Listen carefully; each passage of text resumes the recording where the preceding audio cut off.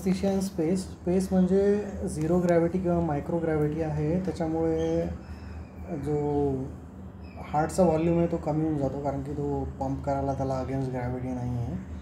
आणि CVP reduce होऊन जातो, सगळं काही हार्टमध्ये जमा होतं. हार्टलाही खूप अगेन्स्ट रेजिस्टन्स नाही आहे, तर तो ॲट्रॉफी होऊन जातो. रिडिस्ट्रीब्युशन सगळं बॉडीच्या आत येऊन जातं. फेसमध्ये एडेमा होतो आणि डायुरेसिस होतं आणि व्हॉल्यूम डिप्लिशन होतं. याचं मेकॅनिझम दिलेलं नाही आहे त्याने. ऑटोनॉमिक डिस्फंक्शन कारण की डिकंडिशनिंगमुळे होऊन जातं कार्डिओव्हास्क्युलर आणि ANSच्या. व्हॉल्यूम कमी आहे इंट्राव्हास्क्युलर आणि ॲट्रॉफी झालेली असणार. जी फोर्सेस ड्युरिंग लॉन्च जास्त असणार आणि तिकडे गेल्यानंतर कमी असणार. न्यूरोमस्क्युलर्सची पण ॲट्रॉफी होणार, त्याच्यामुळे एक्स्ट्रा जंक्शन रिसेप्टर जाणार. त्याच्यामुळे सक्सिनिकोलिन दिलं की कोलॅप्स होण्याचा चान्स आहे, हायपरकॅलेमिया होईल आणि बाकी पण फॅसिक्युलेशन करेल. एअरवेमध्ये फेशियल एडिमा आहे, नंतर म्युकोजल एडिमा पण असेल. स्मॉल एडिटी वापरा. हेड तुम्हाला स्टॅबिलाईज करावं लागेल टाकणारना. आणि एअर फ्लुइड मिक्स नाही होत, त्याच्यामुळे IV मध्ये बबल्स राहणार. वेपरायझर्स काम नाही करणार, ग्रॅव्हिटीमुळे सेपरेशन नाही होणार. क्लोज्ड एन्व्हायरमेंट आहे, तर तुम्ही गॅसेस वापरणं मुश्किल आहे.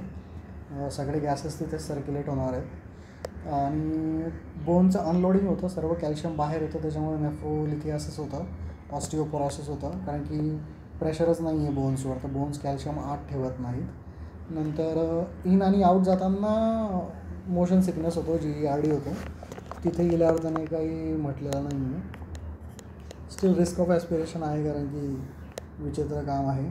एक आहे हिमोरेज कमी होतं, कारण की सरफेस टेन्शन आहे ब्लडचं, तर तो सरफेसवरच राहतो. आर्टेरियल ब्लीड होऊ शकतं, बट अदरवाईज ब्लिडिंग कमी होतं. नंतर स्पेस सूटमध्ये प्रेशर जे आहे ते कमी असतं. केबिनमध्ये 1 ॲटमॉस्फिअर ठेवतात ते. जर तुम्ही केबिनच्या बाहेर गेले आणि तो स्पेस सूटमध्ये कमी प्रेशर आहे, तर तिथे डिकम्प्रेशन सिकनेसचा चान्स आहे स्पेस सूट घालून बाहेर गेल्यावर. आणि जर बाहेर गेल्यावर जर तो स्पेस सूट पंक्चर झाला, तर इमिजिएटली तुमचं प्रेशर 0 होऊन जाईल. मग 0 झालं की ते बॉडी फ्लुइडच्या पण खाली जाईल. बॉडी फ्लुइडचं 47 mmHg आपल्याला माहिती आहे की वेपर प्रेशर आहे. त्या पूर्ण बॉडी फ्लुइड सेपरेट आउट होऊन बॉईल होऊन जातील आणि गॅस होऊन बाहेर पडतील. तर means your body will directly dissolve and become gas. आणि हायपॉक्सिया तिथे 100% ऑक्सिजन आहे, आणि जर तो सूट पंक्चर झाला तर हायपॉक्सिया होईल. तर यांचं मेनली म्हणणं आहे की मस्क्युलर ॲट्रॉफी होईल. फेशियल इडेमाचं रिझन नाही सांगितलं. व्हॉल्यूम डिप्लिशन डायुरेसिस होईल, त्याचं रिझन नाही सांगितलं. पूर्ण मसल्सच्या ॲट्रॉफी आहेत. सेपरेट होत नाही. फ्लुइड देण्याचा प्रॉब्लेम आहे. गॅसेस वापरण्याचा प्रॉब्लेम आहे.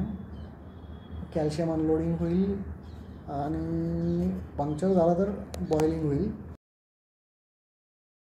चेंज होतं. डायुरेसिस 2, इंट्राव्हास्क्युलर व्हॉल्यूम कमी आहे, फेशियल इडेमा आहे, मस्क्युलर ॲट्रॉफी आहे.